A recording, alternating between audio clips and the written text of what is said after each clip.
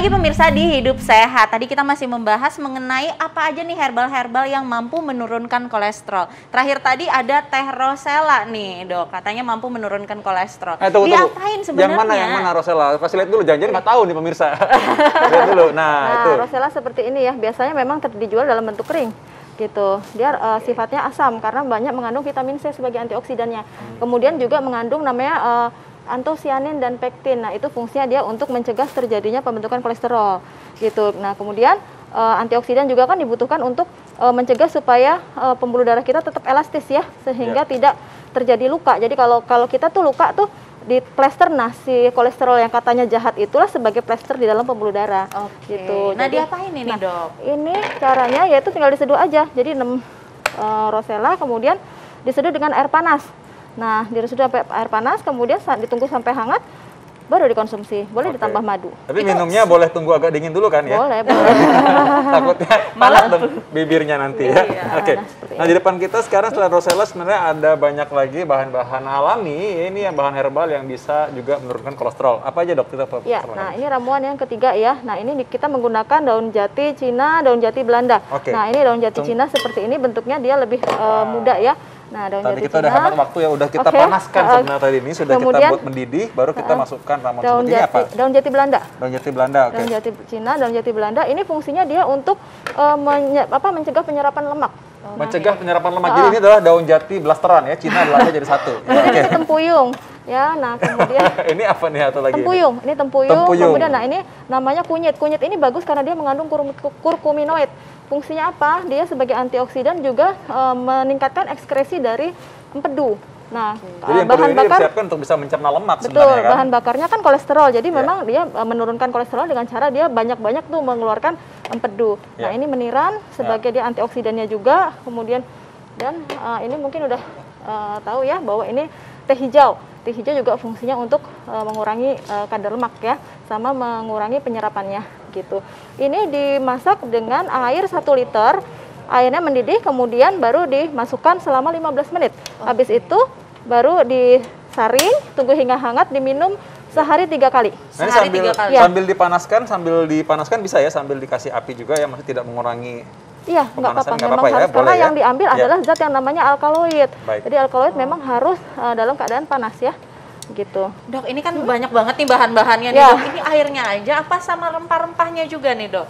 Nanti disaring. Disaring ya? Disaring, tinggal apa airnya aja yang kita konsumsi. Gitu. Biasa ibu-ibu yang nggak mau rugi ya, jadi mau diambil daun-daunnya juga, diambil juga sama dia ya. Udah keluar jiwa ibu-ibunya. Nah dok, ini kan ribet banget nih. Kalau misalnya kita masak pagi, siang, malam, boleh nggak kita masak pagi doang? Habis itu nanti diminum buat malam juga atau buat siang gitu dok? Iya, memang ini adalah ramuan untuk 1 hari. Oh oke. Jadi memang ramuan ini untuk 1 hari nanti jadi 3 gelas.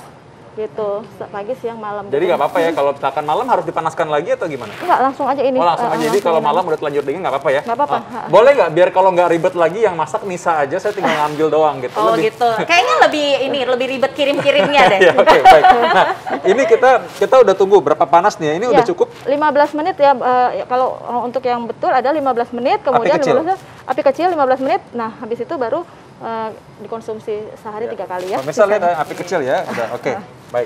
Jadi kalau misalkan kita minum sehari 3 kali tadi ya, ya bisa berapa lama atau berapa hari? Apa tiap hari memang kita harus minum? Ya, jadi ini kan memang sudah teruji klinis ya, dan ini biasanya ramuan ini diminum selama 28 hari. Oh ya, terus kemudian ini tidak boleh digunakan untuk ibu hamil, ibu menyusui, kemudian pada penderita penyakit jantung berat, pada penderita diabetes. Nah, apa kriterianya untuk meminum ramuan ini yaitu pada kolesterol yang ringan. Jadi di bawah 250. Nah, kalau misalkan digabung dengan obat-obatan, misalkan ada orang yang sudah minum obat kolesterol atau minum obat diabetes misalnya, apakah boleh ditambahkan dengan ini? Boleh, tapi di jarak 2 jam. Oh, jarak 2 jam untuk menunggu usus kita atau lambung kita pencernaan sudah selesai ya, sehingga tidak bercampur dalam pencernaan. Betul. Wow, keren banget. Jadi karena itu kita adil ya, jadi Nusantara kita ini udah menyiapkan untuk anti kolesterol. Udah tahu orang Indonesia tuh senang makan yang berbau kolesterol juga gitu. Bener banget, ya? Karena memang enak banget dok makanan-makanannya. Nah apa nih dok tipsnya dok untuk penurunan kolesterol dari rempah-rempah ini? Baik, jadi sebelum kita membicarakan mengenai herbalnya, yang pertama adalah kita perubahan pola makan ya, supaya kita preventif agar tidak terjadi kolesterol yang berlebih.